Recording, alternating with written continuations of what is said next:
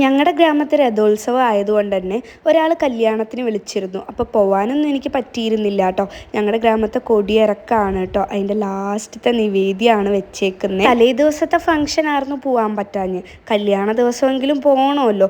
അതുകൊണ്ട് റെഡി ആയിട്ട് ഞങ്ങൾ കല്യാണത്തിന് പോവുകയാണ് കേട്ടോ. എൻ്റെ വളരെ വേണ്ടപ്പെട്ട ഫേവറേറ്റ് പേഴ്സൺസിൻ്റെ കല്യാണമാണ്. അപ്പോൾ മരമൊക്കെ കണ്ടോ, ഞങ്ങളുടെ മരമൊക്കെ മുറിച്ചിട്ടു കേട്ടോ. നല്ല ചൂടുണ്ട് ഇപ്പോൾ വീട്ടിൽ കേട്ടോ.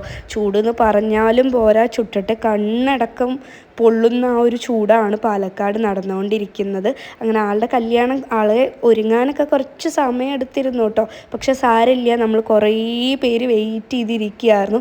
അങ്ങനെ ഈ കാണുന്ന 2 പേരുടെ കല്യാണമാണ് കേട്ടോ. സോ ക്യൂട്ടായിരുന്നു. മീനാക്ഷി കല്യാണം കാണാൻ വേണ്ടിയിട്ട് കുഞ്ഞു മാലയൊക്കെ ആട്ടോ. അതൊക്കെ കാണാൻ ഭയങ്കര ക്യൂട്ടായിരുന്നു. അതുപോലെ ഇക്കൊല്ലം കല്യാണം നോക്കുന്ന ആരെങ്കിലും ഒക്കെ ഉണ്ടെങ്കിൽ പ്രാർത്ഥിച്ചോളൂ, കല്യാണം നടക്കുന്നതാണ് പറയപ്പെടുന്നത്. അപ്പോൾ അത്രയേ ഉള്ളൂ.